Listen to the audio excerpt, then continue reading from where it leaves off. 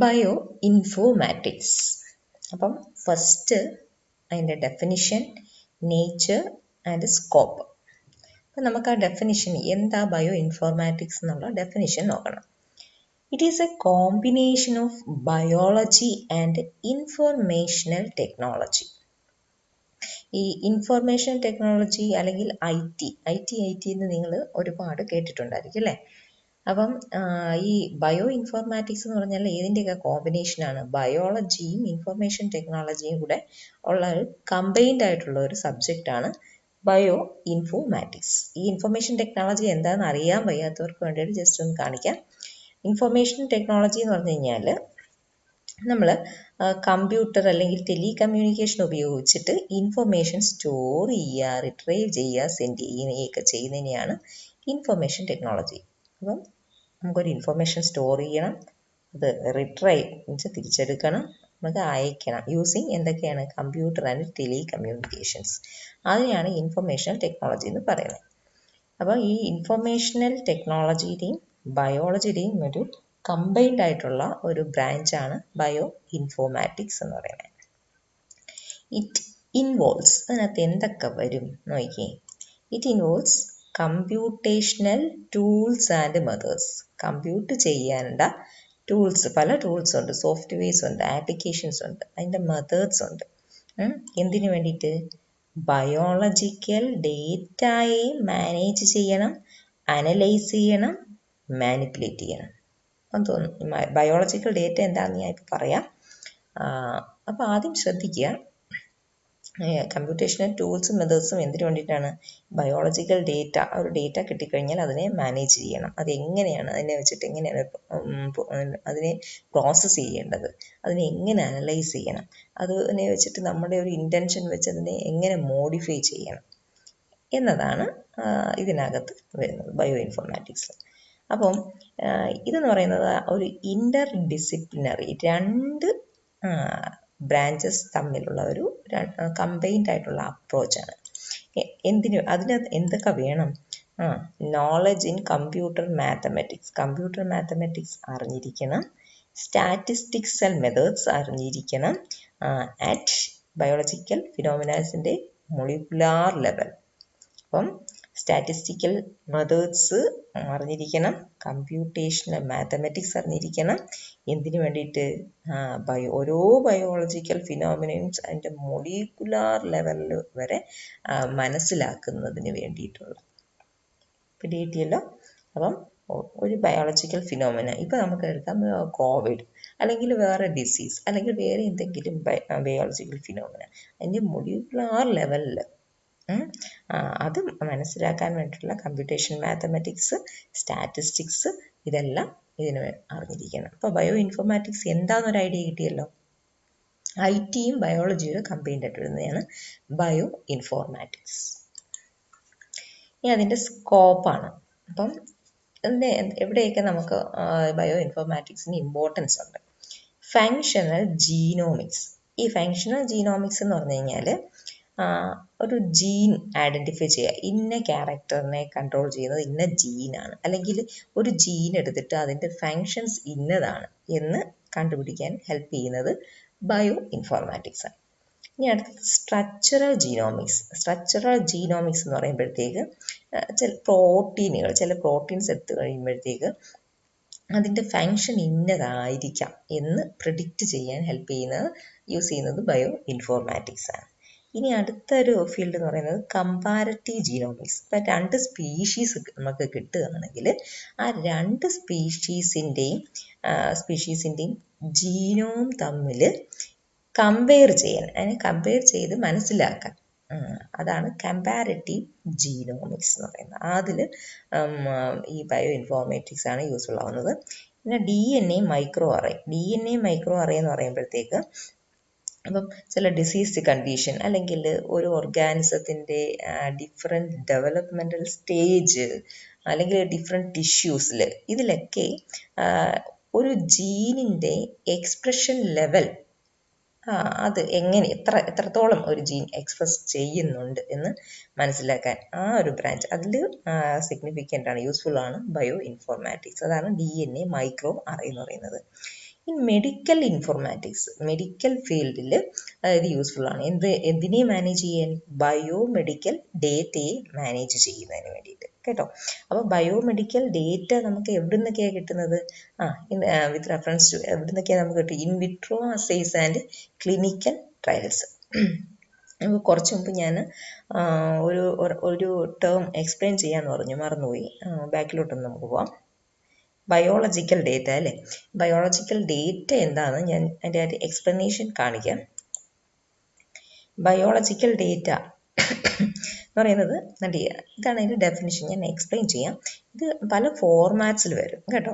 ഇതിനകത്ത് ചില ടെക്സ്റ്റ് വരും, അല്ലെങ്കിൽ ചില സീക്വൻസസ്, DNA സീക്വൻസ് വരും, അല്ലെങ്കിൽ പ്രോട്ടീൻ്റെ സ്ട്രക്ചർ, അതിൻ്റെ ലിങ്കുകൾ കാണും. കാരണം ബയോളജിക്കലായിട്ടുള്ള പല പല വിവരങ്ങൾ, അതാണ് ഉദ്ദേശിക്കുന്നത് കേട്ടോ. അപ്പം ഈ source, each of this can be found from certain sources. എവിടെ നിന്നൊക്കെയാണ് കിട്ടുന്നത്? ചില ഓർഗനൈസേഷൻസ്, ചില സൈറ്റുകളുണ്ട് അതിന്. പെമ്പഡ്, OMIM, ഇവരൊക്കെയാണ് ഈ ബയോളജിക്കൽ ഡേറ്റ പ്രൊവൈഡ് ചെയ്യുന്നത്. അപ്പോൾ സീക്വൻസ് ഡേറ്റ പ്രൊവൈഡ് ചെയ്യുന്നത് ജെൻബാങ്ക്, പിന്നെ DNA അങ്ങനെയൊക്കെ ഉള്ള കാര്യങ്ങൾ പ്രൊവൈഡ് ചെയ്യുന്നത് ജെൻബാങ്കാണ്. അപ്പം ബയോളജിക്കൽ ഡേറ്റ എന്ന് പറയുമ്പോൾ സിമ്പിളായിട്ട് ഇത്രയേ ഉള്ളൂ.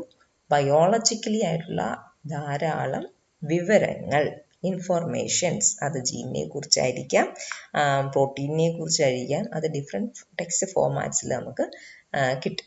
അതിനെയാണ് ബയോളജിക്കൽ ഡേറ്റ എന്ന് പറയുന്നത്. അപ്പം തിരിച്ച് നമുക്ക് വരാം സ്കോപ്പിനകത്ത്. ഈ മെഡിക്കൽ ഇൻഫോർമാറ്റിക്സ് പറഞ്ഞപ്പോഴത്തേക്ക് അവിടെ ഇനി ബയോമെഡിക്കൽ ഡേറ്റ എന്ന് പറയുന്നുണ്ട്. നമ്മൾ ബയോളജിക്കൽ ഡേറ്റ എന്താന്ന് പറഞ്ഞു. ഈ ബയോമെഡിക്കൽ ഡേറ്റ എന്ന് പറഞ്ഞു കഴിഞ്ഞാൽ ഇതൊക്കെ എന്താണെന്ന് മനസ്സിലാക്കാൻ, ടേംസ് മനസ്സിലാക്കി പോകണം. Because it is A new paper for you. അപ്പം ഇനി ബയോമെഡിക്കൽ ഡേറ്റ എന്ന് പറഞ്ഞു കഴിഞ്ഞാൽ മനസ്സിലാക്കുക. ഇപ്പോൾ നമ്മളെല്ലാവരും കോവിഡിൻ്റെ ഒരു സിറ്റുവേഷനിൽ ഇരിക്കുന്നുണ്ട്. അത് വെച്ച് ഞാൻ എക്സാമ്പിൾ പറയാം. ഇപ്പോൾ കോവിഡിനൊരു വാക്സിൻ വേണം. അതാണ് നമ്മുടെ ഒരു interest, for a particular interest. അതിന് വേണ്ടിയിട്ട് കുറച്ച് രോഗികൾ, ഇപ്പോൾ ഒരു 50 പേഷ്യൻസിനെ എടുത്തിട്ട് അവരിൽ നിന്ന് നമ്മൾ ചില ഡേറ്റാസ് കളക്ട് ചെയ്യും. അതിനെ ബയോമെഡിക്കൽ ഡേറ്റ എന്ന് പറയും.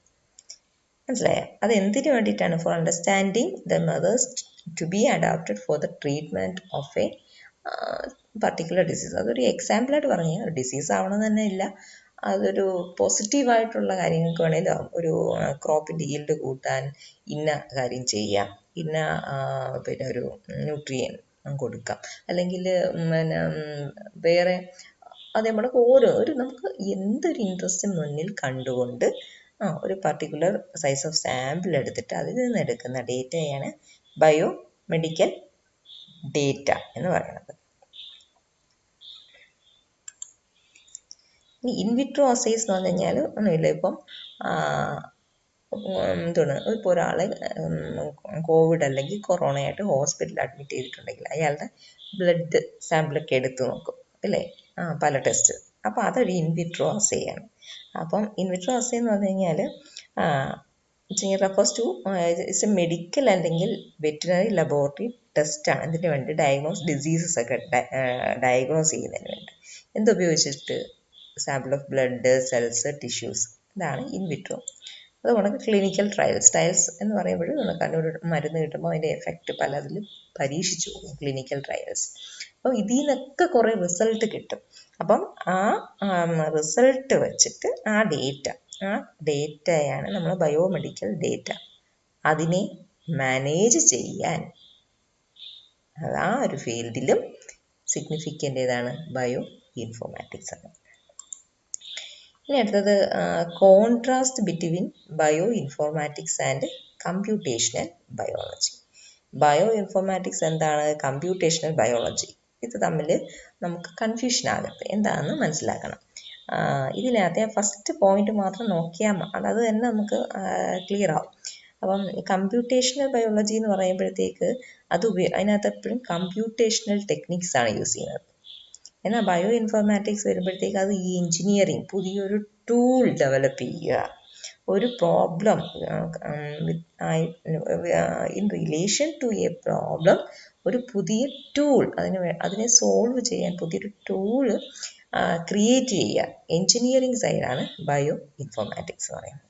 ഇനി വേറൊരു ഡിഫറൻസ് എന്ന് പറയുന്നത്, ഈ കമ്പ്യൂട്ടേഷണൽ ബയോളജിസ്റ്റ് എപ്പോഴും മാത്തമെറ്റിക്കലി ട്രെയിൻഡ് ആണ്. എന്നാൽ ഒരു ബയോ ഇൻഫോർമാറ്റീഷ്യനെ നോക്കിക്കഴിഞ്ഞ് കഴിഞ്ഞാൽ അവർക്ക് ഡേറ്റാ ബേസസ് എന്താണ്, ഫയൽ ഫോർമാറ്റ് എന്താണ്, അങ്ങനെയൊക്കെയുള്ള കാര്യങ്ങളിലായിരിക്കണം കൂടുതൽ അറിയേണ്ടത്. പിന്നെ ഇനി കമ്പ്യൂട്ടേഷൻ ബയോളജി എന്താണെന്ന് ഒന്നുകൂടെ നോക്കുകയാണെങ്കിൽ, ഇത് എപ്പോഴും ചെയ്യുന്നത് എന്ത് ചെയ്യുകയെന്നറിയാമോ, ബയോ ഇൻഫോർമാറ്റിക്സ് സ്റ്റഡിയിൽ കൂടി ഒരു സൊല്യൂഷൻ റേസ് ചെയ്ത് കഴിഞ്ഞാൽ അത് എങ്ങനെ അതിൻ്റെ സൊല്യൂഷൻസ് ഉണ്ടാവുന്ന ഇഷ്യൂവിൻ്റെ സൊല്യൂഷൻസിനെ കുറിച്ച് അതുമായിട്ട് കൺസേൺ ചെയ്യുന്നതാണ് കമ്പ്യൂട്ടേഷണൽ ബയോളജി. വേറെ രീതിയിൽ പറഞ്ഞു കഴിഞ്ഞാൽ, ബയോ ഇൻഫോർമാറ്റിക്സ് വെച്ചിട്ട് ക്രിയേറ്റ് ചെയ്ത ടൂളിൻ്റെ ആപ്ലിക്കേഷൻ, അത് എങ്ങനെ അപ്ലൈ ചെയ്തിട്ട് ഇത്ര ആൾക്കാരിൽ അപ്ലൈ ചെയ്തിട്ട് അതിൻ്റെ ഒരു ഇത്ര സക്സസ് ഇത്ര ഫെയില്യൂർ ആ ഫിഗേഴ്സിൻ്റെയൊക്കെ കമ്പ്യൂട്ട് ചെയ്തിട്ട് ആ ഒരു നമ്മൾ ഉപയോഗിച്ച മെത്തേഡ് നല്ലതാണോ എന്നൊക്കെ പറയുന്നതാണ് കമ്പ്യൂട്ടേഷണൽ ബയോളജി. ഇനി അടുത്ത ഒരു ഏരിയ എന്ന് പറയുന്നത് key bio sequences in molecular biology. അതിനകത്തെ കീ ബയോ സീക്വൻസസ് ന്യൂക്ലിക് ആസിഡ്സും അമിനോ ആസിഡ്സും ആണ്. അതിൽ ന്യൂക്ലിക് ആസിഡ് നമുക്ക് എടുക്കാം. ന്യൂക്ലിക് ആസിഡ് നിങ്ങൾക്ക് എല്ലാം അറിയാമല്ലോ. ന്യൂക്ലിക് ആസിഡ്സ് ഏതൊക്കെയാണ് രണ്ടെണ്ണം മെയിനായിട്ടുള്ളത്? DNA-യും RNA ആണുള്ളത്. അപ്പം ഫസ്റ്റ് നമുക്ക് DNA എടുക്കാം. DNA എന്താ? നിങ്ങളതിനെ ഓർത്ത് നോക്കി, DNA കുറിച്ച് നിങ്ങൾക്ക് ഓർമ്മയുള്ള കാര്യങ്ങളല്ല. എന്താ? What is DNA? DNA എന്ന് പറയുമ്പോഴത്തേക്ക് deoxy റൈബോ nucleic acid containing genetic material. സിമ്പിളായിട്ട് പറയും അല്ലേ? ഇതല്ലേ DNA എന്ന് പറയുന്നത്. അപ്പം ജനറ്റിക് മെറ്റീരിയൽ ക്യാരി ചെയ്തിരിക്കുന്ന ഡിയോക്സി റൈബോ ന്യൂക്ലിക് ആസിഡാണ് DNA എന്ന് പറയുന്നത്. ഇനി ജീൻ എന്ന് പറഞ്ഞു കഴിഞ്ഞാൽ എന്തുവാണ്? DNA-യിലെ സെഗ്മെൻ്റ് ആണ് that carry information. Information carry ചെയ്യുന്ന DNA-യിലെ സെഗ്മെൻറ്റിനെയാണ് ഇതെന്ന് പറയുന്നത് ജീൻ എന്ന് പറയുന്നത്. ഇനി ഒരു DNA എങ്ങനെയാണ് ഓർഗനൈസ് ചെയ്ത് വെച്ചിരിക്കുന്നത്? It is A long polymer of nucleotide sub unit. Nucleotide sub units തമ്മിൽ കണക്ട് ചെയ്ത് ഉണ്ടാക്കിയിരിക്കുന്ന ഒരു ലോങ് പോളിമറാണ് DNA. അപ്പം DNA-യുടെ ആ ഒരു സ്ട്രക്ചർ നമുക്കൊന്ന് നോക്കാം. അപ്പം DNA-യുടെ ഇതാണ് ഡീറ്റെയിൽ ആയിട്ടുള്ള സ്ട്രക്ചർ വരുന്നത്. അപ്പോൾ DNA എന്ന് പറയുന്നത് ന്യൂക്ലിയോടൈഡുകൾ ചേർന്നിട്ടാണ് ഫോം ചെയ്തിരിക്കുന്നത്. അപ്പോൾ ഇതൊരു ന്യൂക്ലിയോടൈഡാണ്. അപ്പം അതിനകത്ത് എന്തുണ്ട്? ഒരു ഫോസ്ഫേറ്റ് ഉണ്ട്, ഷുഗർ ഡിയോക്സി റൈബോസ് ഷുഗർ ഉണ്ട്, പിന്നെ ഒരു നൈട്രജൻ ബേസ് ഉണ്ട്. ഇത് മൂന്നും കൂടെ വരുന്നതിനാണ് ന്യൂക്ലിയോടൈഡ്. അതിനകത്ത് ഈ ഫോസ്ഫേറ്റ് ഇല്ലാതെ വരുവാണെങ്കിൽ നമ്മൾ എന്ത് പറയും? ന്യൂക്ലിയോസൈഡ് എന്നും പറയും. മനസ്സിലായിരുന്നാൽ മതി. അപ്പോൾ ഇങ്ങനത്തെ ന്യൂക്ലിയോടൈഡുകൾ ഉണ്ടോ, ഇങ്ങനെ ബോണ്ട് ചെയ്ത് ഫോസ്ഫേറ്റ് ബോണ്ട് ചെയ്ത് വെച്ചിരിക്കുന്നത് ഒരു സ്ട്രക്ചറാണ് DNA. അപ്പം ഇങ്ങനത്തെ രണ്ട് സ്ട്രിങ് ഉണ്ടാവും DNA-യിൽ. അത് ഹെലിക്കലി കോയിൽഡ് ആയിരിക്കും. ഇനി അപ്പോൾ ന്യൂക്ലിയോടൈഡ് എന്താണെന്ന് പിടികിട്ടി. ഇനി അതിനകത്ത് ന്യൂക്ലിയോടൈഡ് ഫോം ചെയ്തിരിക്കുന്നത് ഫോസ്ഫേറ്റ്, ഷുഗർ, നൈട്രജൻ ബേസ് ചേർന്നിട്ടാണ് എന്നും പിടികിട്ടി. അപ്പോൾ ഇനി അത് ഓരോന്നും ഞാൻ കാണിച്ചു തന്നല്ലോ. ഫോസ്ഫേറ്റ് കണ്ടു, ഷുഗർ ഏതാണെന്ന് കണ്ടു, നൈട്രജൻ ബേസും ഏതാണെന്ന് കണ്ടു. ഇനി നൈട്രജൻ ബേസസ് ഏതൊക്കെയാണ് വരുന്നത് ഇതിനകത്ത്? DNA-ക്കകത്ത് വരുന്നത് adenine, guanine, cytosine and thymine. ഈ ഇത്രയും ബേസസ് ആണ് DNA-ക്കകത്ത് വരുന്നത്. ഇനി വേറൊരു പ്രത്യേകത നോക്കി, ഇതിനൊരു 5' ഉണ്ട്, 3' ഉണ്ട് കണ്ടോ. ഈ പോളിന്യൂക്ലിയോടൈഡ് ചെയിൻ്റെ 5' ഉണ്ട് ഈ എൻഡിലാണെങ്കിൽ, അടുത്ത പോളിന്യൂക്ലിയോടൈഡ് ചെയിൻ്റെ 3' ഉണ്ട് കണ്ടോ. ഇതിൻ്റെ തല ഇവിടെ ഇരിക്കുന്നുണ്ടെങ്കിൽ ഇപ്പുറത്തേൻ്റെ വാല്. ആൻറ്റി പാരലൽ അറേഞ്ച്മെൻറ്റ് എന്ന് പറയും. കാരണം 5' end faces with 3' end. 5' end എന്ന് പറയുമ്പോഴത്തേക്കും നോക്കി, ഫോസ്ഫേറ്റ് ഗ്രൂപ്പ് 5th കാർബണിലായിരിക്കും. 1 2 3 4 5 5th കാർബണോട്ട് ബോണ്ട് ചെയ്തിരിക്കുന്നു. ഇവിടെ എന്ന് പറയുമ്പോഴത്തേക്ക് 3rd കാർബണിലായിട്ടാണ്. ഇവിടുത്തെ എൻഡ് എന്ന് പറയുന്നത് 3rd 1 2 3. ഇനി DNA ഓർഗനൈസേഷൻ പഠിച്ചു. ഇനി അടുത്തത് ടൈപ്സ് ഓഫ് DNA സീക്വൻസസ് ആണ്. പല ടൈപ്പ് DNA സീക്വൻസസ് ഉണ്ട്. ജീനോമിക് DNA എന്ന് പറയുമ്പോഴത്തേക്ക് നമ്മുടെ നോർമലായിട്ട് നേരത്തെ പറഞ്ഞ DNA സെഗ്മെൻ്റ് ആണ്, ക്യാരി ജനറ്റിക് മെറ്റീരിയൽ. അപ്പം ജീൻ വരും അതിനകത്ത്. ആ ജീനിനെ സപ്പോർട്ട് ചെയ്യുന്ന റെഗുലേറ്റ് ചെയ്യുന്ന ചില എക്സ്ട്രാ ജനറ്റിക് മെറ്റീരിയൽസ് എല്ലാം വരും ജീനോമിക് DNA. പിന്നെ ഇനി cDNA എന്ന് പറയുമ്പോഴത്തേക്ക് എന്താ വരിക? cDNA എന്ന് പറയുമ്പോഴത്തേക്ക് ചില കണ്ടീഷൻസിൽ എന്താണെന്ന് അറിയാമോ, mRNAയിൽ നിന്ന് DNA തിരിച്ച് ട്രാൻസ്ക്രൈബ് ചെയ്തിട്ട് ഉണ്ടാവും. സാധാരണ DNA ഉണ്ടോ, DNAയിൽ നിന്നിട്ട് mRNA ഫോം ചെയ്യും, mRNAയിൽ നിന്ന് പ്രോട്ടീൻ, കണ്ടോ, അതാണ് നോർമൽ. ചില കണ്ടീഷനിൽ അപ്പോൾ ഈ DNA-യിൽ നിന്ന് RNA ഫോം ചെയ്യുന്നതിനെ എന്ത് പറയുന്നത്? ട്രാൻസ്ക്രിപ്ഷൻ എന്നും പറയും. അതേപോലെ RNA-യിൽ നിന്ന് പ്രോട്ടീൻ ഫോം ചെയ്യുന്നതിനെ ട്രാൻസ്ലേഷൻ എന്നും പറയും, അല്ലേ?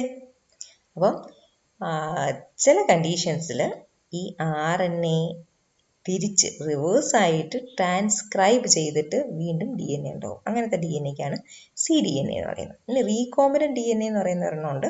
അതെന്ന് പറയുന്നത് നമ്മൾ പ്രത്യേക ഒരു ഇൻറ്റൻഷനോട് കൂടി ഉണ്ടാക്കുന്ന മാൻമെയ്ഡ് ആയിട്ടുള്ള ആർട്ടിഫിഷ്യൽ DNA ആണ് റീകോംബിനൻ്റ് DNA. നമ്മൾ ഒരു കുറച്ച് സീക്വൻസ് ഒക്കെ വെച്ചിട്ട് പർട്ടിക്കുലർ ഇൻറ്റൻഷനോട് കൂടി ഉണ്ടാക്കുന്ന DNA ആണ് റീകോംബിനൻ്റ് DNA. ഇനി RNA ആണ്. മനസ്സിലായോ?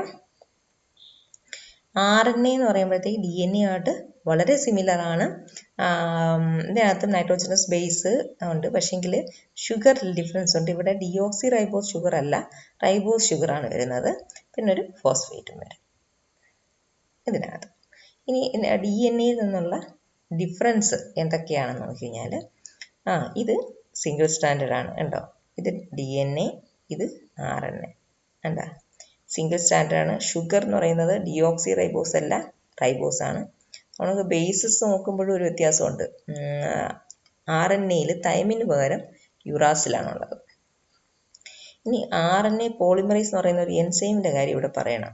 ഈ എൻസൈമിൻ്റെ ഹെൽപ്പോട് കൂടിയാണ് DNA-യിൽ നിന്ന് RNA ട്രാൻസ്ക്രൈബ് ചെയ്ത് ഫോം ചെയ്യുന്നത്. ഇനി different types of RNA. Different types of RNA ഏതൊക്കെയുണ്ട്? mRNA എന്ന് പറഞ്ഞു കഴിഞ്ഞാൽ DNA-യിൽ നിന്നുണ്ടാവുന്ന RNA ആണ് mRNA. ഈ mRNA ഉപയോഗിച്ചിട്ടാണ് പ്രോട്ടീൻസ് സിന്തസൈസ് ചെയ്യുന്നത്. ഇനി അടുത്തൊരെണ്ണം rRNA എന്ന് പറയും. ഈ rRNA എന്ന് പറയുന്നത് റൈബോസോമിനകത്ത് പ്രസൻ്റ് ആയിട്ടുള്ള RNA ആണ്, പ്രോട്ടീൻ സിന്തസിസിന് ഹെൽപ്പ് ചെയ്യും. ഈ tRNA എന്ന് പറയുന്നത് ഈ RNAs എല്ലാം പ്രോട്ടീൻ സിന്തസിസുമായിട്ടാണ് മിക്കവാറും റിലേറ്റ് ചെയ്യുന്നത്. tRNA എന്ന് പറയുന്നത് എന്താണെന്ന് വെച്ച് കഴിഞ്ഞാൽ അമിനോ ആസിഡ്സിനെ mRNA-യിലെ ഇൻഫോർമേഷന് റിലേറ്റ് ആയിട്ടുള്ള, അതുമായിട്ട് കോറിലേറ്റഡ് ആയിട്ടുള്ള അമിനോ ആസിഡ്സിനെ mRNA-യിലേക്ക് ക്യാരി ചെയ്ത് കൊണ്ടുവരുന്ന RNA ആണ് tRNA. അതിന് 75 ന്യൂക്ലിയോടൈഡ്സ് ഒക്കെ ഉണ്ടായിരിക്കും. 75-ൽ 3 ന്യൂക്ലിയോടൈഡ്സിന് പേര് പറയുന്നത് ആൻറ്റി കോഡോൺസ് എന്നാണ് പറയുന്നത്. കൂടാതെ ഒരു അമിനോ ആസിഡും അത് ക്യാരി ചെയ്യുന്നുണ്ടായിരിക്കും. ഇങ്ങോട്ട് കൊണ്ടുവരാനാണ് mRNA-യിലെ കോഡോൺസിന് അനുസരിച്ചിട്ട്. കോഡോൺസ് എന്തൊക്കെയാണ് ഞാൻ നിങ്ങൾക്ക് പറഞ്ഞു തരാൻ വരുന്നുണ്ട്. ഇനി siRNA ഉണ്ട്. siRNA എന്ന് പറയുമ്പോഴത്തേക്ക് സൈലൻസിങ് RNA ആണ്. സൈലൻസിങ് RNA ഇത് ഒരു ഡബിൾ സ്റ്റാൻഡേർഡ് RNA ആണ്. 20 to 25 ന്യൂക്ലിയോടൈഡ് ലെങ്ത്. റെഗുലേഷനാണ്. ഇപ്പം ഒരു ജീനിനെ അത് പിന്നെ ട്രാൻസ്ക്രൈബ് ചെയ്യണോ വേണ്ടയോ അങ്ങനെയൊക്കെയുള്ള കാര്യങ്ങൾ റെഗുലേറ്റ് ചെയ്യുന്ന ടൈപ്പ് RNA ആണ് സൈലൻസിങ് RNA. അതേപോലെ തന്നെയുള്ള RNA ആണ് മൈക്രോ RNA. ഇതും ഒരു റെഗുലേറ്റ് ചെയ്യുന്ന ജീനിൻ്റെ ഫങ്ഷനെ റെഗുലേറ്റ് ചെയ്യുന്ന RNA ആണ് miRNA. അപ്പം ഇത് രണ്ടും ഷോർട്ട് സ്റ്റാൻഡേർഡ് ആണ്. ഇത് 21 to 23 ന്യൂക്ലിയോടൈഡ്സ് ഇതിനുള്ളൂ. ഇനി അമിനോ ആസിഡ്സിനകത്തോട്ട് പോവുകയാണ് നമ്മൾ. അമിനോ ആസിഡ്സ് എന്ന് പറഞ്ഞു കഴിഞ്ഞാൽ എന്തുവാണ്? അത് പ്രോട്ടീൻസിൻ്റെ ബിൽഡിംഗ് ബ്ലോക്സ് ആണ്. അമിനോ ആസിഡ്സ് ആണ്. പ്രോട്ടീൻ ഉണ്ടാക്കിയിരിക്കുന്നത് അമിനോ ആസിഡ്സ് തമ്മിൽ കണക്ട് ചെയ്താണ് എന്തുണ്ടാവുന്നത്? ഈ പ്രോട്ടീൻസ് ഉണ്ടാകുന്നത്. അപ്പം ഒരു അമിനോ ആസിഡ് എന്ന് പറയുമ്പോഴത്തേക്ക് അതിനകത്ത് എന്തൊക്കെയുണ്ട്? ഒരു കാർബൺ ചെയിൻ ഉണ്ടായിരിക്കും, അതിനോട് അറ്റാച്ച് ചെയ്തിട്ട് ഒരു അമിനോ ഗ്രൂപ്പ് ഉണ്ടായിരിക്കും, ഒരു എൻഡിൽ ഓപ്പോസിറ്റ് എൻഡിൽ ഒരു കാർബോക്സിൽ ഗ്രൂപ്പ് ഉണ്ടായിരിക്കും, ഒരു സൈഡ് ചെയിനായിട്ട് ഒരു ഓർഗാനിക് ഗ്രൂപ്പും കാണും. ആ ഫിഗറാണ് കണ്ടോ. ഇതാണ് കാർബൺ ചെയിൻ. ഇത് ഷോർട്ടായിട്ടുള്ള അമിനോ ആസിഡാണ് കാണിച്ചിരിക്കുന്നത്. ഈ കാർബൺ ചെയിനിൽ ഒരെണ്ടിൽ ഉണ്ട് അമിനോ ഗ്രൂപ്പ്, ഒരെണ്ടിൽ COOH ഗ്രൂപ്പ്, കാർബോക്സിൽ ഗ്രൂപ്പ്, പിന്നെ ഒരു സൈഡ് ചെയിനും കാണും. അപ്പം ഈ ഓരോ അമിനോ ആസിഡ് ഇതിൻ്റെ ജനറൽ ഫോർമുല ഇതാണ് H2N CHR. ഇത് ഓർഗാനിക് സൈഡ് ചെയിനാണ്. പിന്നെ കാർബോക്സിൽ ഗ്രൂപ്പ്. ഇത് ഈ അമിനോ ആസിഡ്സ് എന്ന് പറയുന്നത് ന്യൂട്രലാണ്. കാരണം ഇതിന് ആസിഡിക് ഗ്രൂപ്പും ബേസിക് ഗ്രൂപ്പും ഉള്ളതുകൊണ്ട് അത് ന്യൂട്രലാണ്. ഇനി ഇതിൻ്റെ പ്രോപ്പർട്ടീസ് നോക്കുവാണെങ്കിൽ ഓരോ അമിനോ ആസിഡ്സിനും ഡിസ്റ്റിങ്റ്റീവ് ആയിട്ടുള്ള പ്രോപ്പർട്ടീസ് ഉണ്ടായിരിക്കും based on the side chain. Side ചെയിൻ്റെ പ്രോപ്പർട്ടീസ് ആണ് ഈ അമിനോ ആസിഡിൻ്റെ പ്രോപ്പർട്ടി എന്താണ് ഡിസൈഡ് ചെയ്യുന്നത്. ഇനി അതിനകത്ത് ബോണ്ടുകൾ, ഒരു അമിനോ ആസിഡിനെ അടുത്ത അമിനോ ആസിഡുമായിട്ട് ബോണ്ട് ചെയ്യുന്ന ബോണ്ടിന് പറയുന്ന പേരാണ് പെപ്റ്റൈഡ് ബോണ്ടുകൾ എന്ന് പറയുന്നത്. ഇനി നമുക്ക് അറിയാം നമ്മുടെ ബോഡിയിൽ ഡിഫറെൻറ്റ് പ്രോട്ടീൻസ്, ധാരാളം പ്രോട്ടീൻസ് ഉണ്ടെങ്കിലും ഈ പ്രോട്ടീൻസ് എല്ലാം ഉണ്ടാക്കുന്നത് 20 അമിനോ ആസിഡ്സ് വെച്ചിട്ടാണ്. നമുക്കറിയാം ഇംഗ്ലീഷിൽ ഇത്രയോ വാക്കുകളുണ്ട് അല്ലേ. പക്ഷേങ്കിൽ എത്ര ലെറ്റേഴ്സ് വെച്ചിട്ടാണ് ഉണ്ടാക്കുന്നത്? 26 ലെറ്റേഴ്സ് വെച്ചിട്ടാണ് ഉണ്ടാക്കുന്നത്. അതേപോലെ ഇത്രയും പ്രോട്ടീൻസ് ഉണ്ടെങ്കിലും അതെല്ലാം സിന്തസൈസ് ചെയ്യുന്നത് 20 അമിനോ ആസിഡ്സ് വെച്ചിട്ടാണ് കൊടുക്കുന്നത്. അപ്പോൾ ഈ 20 അമിനോ ആസിഡ്സ് ഫോം ചെയ്യുന്ന RNAയുടെ ഓരോരോ സെഗ്മെൻറ്റ്സ് ഉണ്ട്. ആ RNAയുടെ സെഗ്മെൻറ്റ്സിന് പറയും കോഡോൺസ് എന്ന് പറയും. അപ്പോൾ ആ ഓരോ കോഡോണിലും ഒരു പിന്നെ എന്താ പറയുന്ന ന്യൂക്ലിയോ ടൈഡുകൾ കാണും. ഓരോ ന്യൂക്ലിയോ ടൈഡിനകത്തും ബേസസ് ഉണ്ടായിരിക്കും അല്ലേ. അപ്പം ഒരു കോഡോൺ എന്ന് പറയുമ്പോൾ അതിനകത്ത് എത്ര ബേസസ് വരുമെന്ന് ആദ്യം അറിയത്തില്ലായിരുന്നു. അത് എങ്ങനെയാണ് കണ്ടുപിടിച്ചതെന്ന് ഞാൻ പറയാം. 20 അമിനോ ആസിഡ്സ് ആണുള്ളത്. അപ്പം ഈ 20 അമിനോ ആസിഡ്സിന് അതിന് ഇത്രയും നമുക്ക് കോഡ് ചെയ്തെടുക്കണം. അപ്പം ഒരു അമിനോ ആസിഡിനെ കോഡ് ചെയ്യാനുള്ള RNAയുടെ സീക്വൻസിന് പറയുന്ന പേരാണ് കോഡോൺ എന്ന്. RNAയിലെ നമുക്കറിയാം നൈട്രോജനസ് ബേസസ് എത്ര എണ്ണമുണ്ട്? ബേസസ് 4 എണ്ണം ഉള്ളത്. ഏതൊക്കെയാണ്? Adenine, guanine, cytosine and uracil. Adenine, guanine, cytosine and uracil. 4 nitrogen bases ഉണ്ട്. അപ്പോൾ എത്ര നൈട്രജൻ ബേസ് ചേർന്നിട്ടാണ് ഒരു കോഡോൺ ഫോം ചെയ്യുന്നത് എന്ന് എങ്ങനെയാണ് കണ്ടുപിടിച്ചതെന്ന് വെച്ചാൽ അതിനൊരു മാത്തമാറ്റിക്കൽ ഫോർമുലയുണ്ട്. എങ്ങനെയാണെന്ന് വെച്ച് കഴിഞ്ഞാൽ number of bases raise to number of bases in one codon. എന്നിട്ട് ഓരോ രീതിയിൽ ചെയ്ത് നോക്കി. അപ്പം ഫസ്റ്റ് ഒരു കോഡോൺ ഒരു ബേസ് മാത്രമേ ഒരു കോഡോണിൽ ഉള്ളെങ്കിൽ 20 അമിനോ ആസിഡ്സിനെ കോഡ് ചെയ്യാൻ പറ്റുമെന്ന് നോക്കി. അപ്പം 4 ബേസസ് ആണ് ഉള്ളത്. അപ്പം നമുക്ക് 4:1 എത്ര? 4 കോഡോൺസേ അങ്ങനെ ഉണ്ടാക്കാൻ പറ്റുള്ളൂ. അപ്പം 4 കോഡോൺസ് വെച്ചിട്ട് ഒരു കാരണവശാലും 20 അമിനോ ആസിഡ്സ് പ്രൊഡ്യൂസ് ചെയ്യാൻ പറ്റത്തില്ല. അപ്പോൾ ഇനി അടുത്ത ഓപ്ഷൻ പോയി 4:2 ബേസസ് വെച്ചിട്ട്. അപ്പോൾ അത് എത്ര വരും? 16 കോഡോൺസ്. അപ്പോൾ അതും not enough to produce this 20 amino acid. അപ്പോഴത്തേക്ക് അടുത്ത ഓൾട്ടർനേഷനിലോട്ട് പോയി.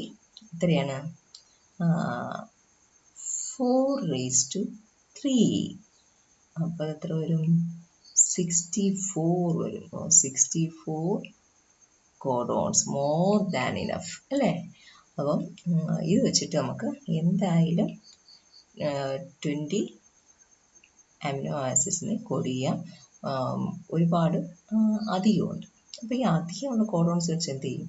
അപ്പം അതും മനസ്സിലാക്കുക. കോഡോണിനൊപ്പം 3 ബേസസ് വരുമെന്ന് മനസ്സിലായി. ഉദാഹരണത്തിന് AUG ഇത് ഒരു അമിനോ ആസിഡിനെ കോഡ് ചെയ്യും. നമുക്ക് വേറൊരു കോഡോൺ AUC, ഈ 2 കോഡോണും ചിലപ്പം ഒരു അമിനോ ആസിഡിനെ തന്നെ ആയിരിക്കും കോഡ് ചെയ്യുന്നത്. കാരണം ഓരോ കോഡോണിലെയും ഫസ്റ്റ് 2 ബേസസിനാണ് ഇമ്പോർട്ടൻസ്. ഫസ്റ്റ് 2 ബേസസ് സിമിലർ ആണെങ്കിൽ അവയ്ക്ക് സെയിം അമിനോ ആസിഡിനെ തന്നെ കോഡ് ചെയ്യാൻ പറ്റും. അതിൻ്റെ അർത്ഥം ഈ 64 കോഡോൺസ് ഉണ്ടെങ്കിൽ തന്നെയും അതിൽ പലതും സെയിം അമിനോ ആസിഡ്സിൽ തന്നെ കോഡ് ചെയ്യുന്നതാണ്. അപ്പം അങ്ങനെയുള്ള കോഡോൺ എന്ന് പറയുന്ന പേരാണ് ഡീജനറേറ്റീവ് കോഡോൺ. മനസ്സിലായോ?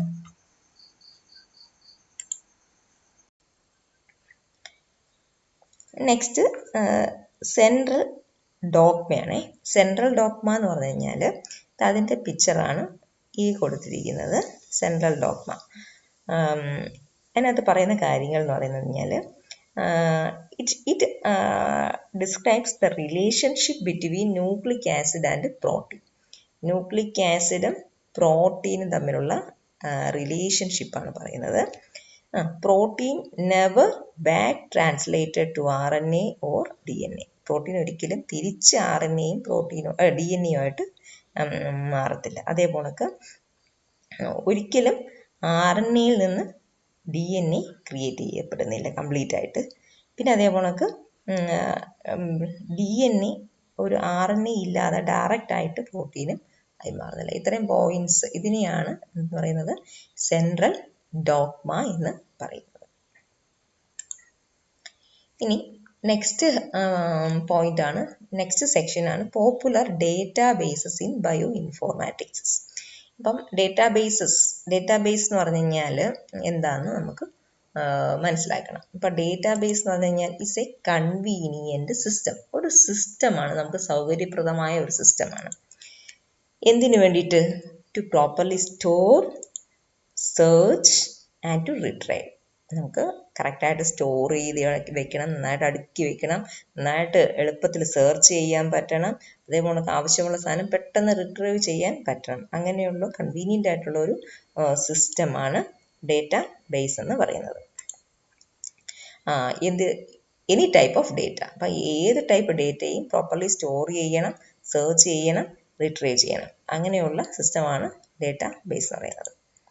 ഇനി നമുക്ക് സിമ്പിളായിട്ട് ഞാനത് പറഞ്ഞുതരാം. നിങ്ങളൊരു ലൈബ്രറി ചിന്തിക്കുക. ആ ലൈബ്രറിയിൽ ഓരോ ഷെൽഫ് തുറക്കുമ്പോഴേ, ബയോളജിക്കൽ ഡേറ്റാബേസ് ആണെങ്കിൽ ഷെൽഫ് തുറക്കുമ്പോൾ അതിനകത്ത് DNA ഒക്കെ ഇങ്ങനെ അടുക്കി വെച്ചേക്കുന്നതായിട്ട് നമുക്ക് കറക്റ്റായിട്ട് പ്രോട്ടീൻസ് ഒക്കെ ഇങ്ങനെ കറക്റ്റ് നമുക്ക് ആവശ്യമുള്ളത് പോയി എടുക്കുക.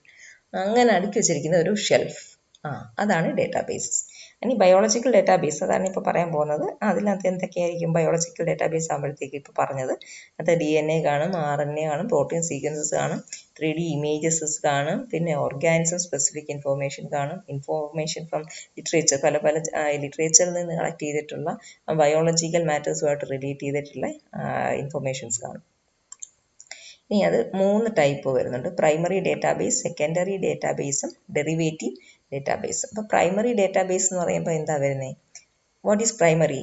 ഇറ്റ് സ്റ്റോർസ്, എന്തൊക്കെ സ്റ്റോർ ചെയ്യുന്നുണ്ടത്? ന്യൂക്ലിക് ആസിഡ്സിനെ സ്റ്റോർ ചെയ്യും, പ്രോട്ടീൻ സീക്വൻസസിനെ സ്റ്റോർ ചെയ്യും, structural informations of biological macro molecules, ഇതെല്ലാം സ്റ്റോർ ചെയ്യുന്നതാണ് പ്രൈമറി ഡേറ്റാബേസ്.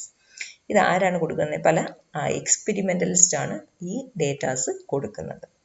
എക്സ്പെരിമെൻ്റ് ചെയ്തിട്ട് അവർ കണ്ടുപിടിച്ചാണ് ഈ ഡേറ്റ കൊടുക്കുന്നത്. എക്സാമ്പിൾ ജെൻബാങ്ക്, സ്വിസ്, പോട്ട്, PDB, ഇതെല്ലാം ഇതിൻ്റെ എക്സാമ്പിൾസ് ആയിട്ട് വരും. സെക്കൻഡറി ഡേറ്റാബേസ് എന്ന് പറയുമ്പോഴത്തേക്കും എന്താണ്?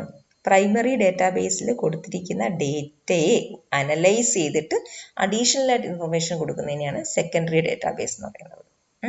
അതിൻ്റെ എക്സാമ്പിൾസ് ട്രംബൽ, പ്രോസൈറ്റ് ഒക്കെ വരും. ഇനി ഡെറിവേറ്റീവ് ഡേറ്റാബേസ് എന്ന് പറഞ്ഞു കഴിഞ്ഞാൽ എന്തുവാ? ഇതുമായിട്ട് ചെറിയ സിമിലർ ആണ്. ഇതും എന്താ ചെയ്യുന്നത്? പ്രൈമറി ഡേറ്റാബേസിനെ അനലൈസ് ചെയ്യും, പക്ഷേങ്കിൽ ഡിഫറെൻറ്റ് വേസ്, അതാണ് അതിനകത്ത് പ്രത്യേകത. ഡിഫറെൻറ്റ് വേസിൽ അനലൈസ് ചെയ്തിട്ട് അഡീഷണൽ ആയിട്ട് ഇൻഫർമേഷൻ ഡിഫറെൻറ്റ് ഫോർമാറ്റ്സിൽ കൊടുക്കും. ഇതിനെ റെഗുലേറ്റ് ചെയ്യുന്ന എപ്പോഴും ഒരു തേർഡ് പാർട്ടി ആയിരിക്കും. അതിൻ്റെ എക്സാമ്പിൾസ് ആണ് NCBI, വെബ്സൈറ്റ്, യൂണിജീൻ, പ്രോസൈറ്റ് ഒക്കെ വരുന്നത്. ഓക്കെ.